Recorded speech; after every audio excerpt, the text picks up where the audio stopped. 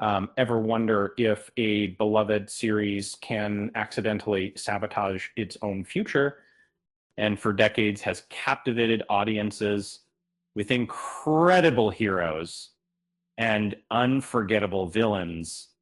Um, but sometimes even the strongest franchises uh, stumble. Um,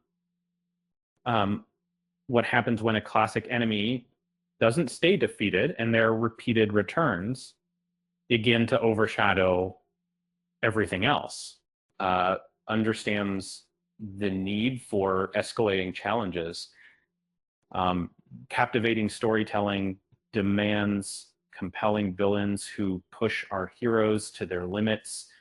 Um, but there's a fine line between a triumphant return and a frustratingly repetitive cycle. And with one particular villain, uh, that line has been blurred, potentially jeopardizing the series' long-term potential.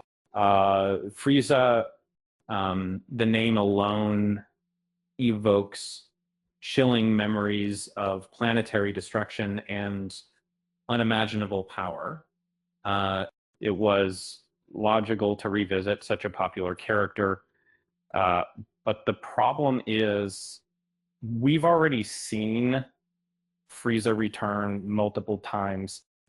Before it even began, Frieza had already been resurrected in and diluting the impact of each subsequent appearance. Uh, the Golden Frieza saga could have been a fitting end, a final cathartic battle offering closure for Goku and Vegeta. Instead, Frieza kept coming back. He was shoehorned into the Tournament of Power, manipulated Broly, and even became central to the Granola saga.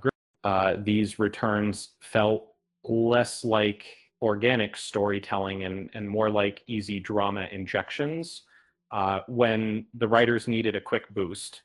Uh, uh, there were opportunities to explore Frieza's lineage, introducing new villains with similar power sets without undermining the original defeat. Uh, Characters like King Cold, Cooler, and Chilled were ignored in favor of uh, rehashing the same old conflict.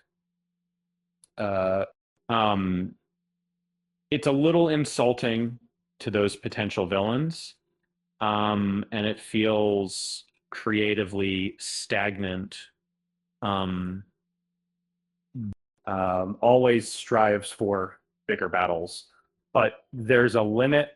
Frieza's revivals have become increasingly extreme, and the explanation of Black Frieza gaining a decade of training in a time-dilated dimension feels like a desperate attempt to escalate the stakes, to suggest he's now on par with the Omni King is a troubling development, narratively limiting the series' future possibilities. Uh, this reliance on past villains sets a dangerous precedent.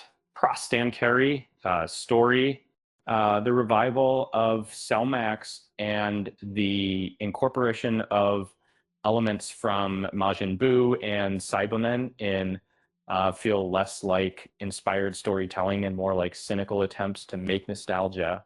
Uh, while nostalgia can be powerful, um, it's disastrous when it's hollow and it's devoid of creativity.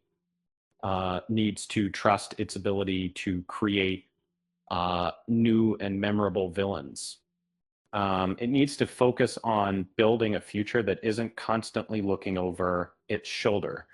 Uh, and the series risks alienating new viewers and losing the spark that made it so special in the first place. Um, Speaking of villains, did you know Frieza once tried to open a galactic insurance agency? He claimed it was a blast, um, but nobody took him seriously. With that said, thanks for watching, and until next time.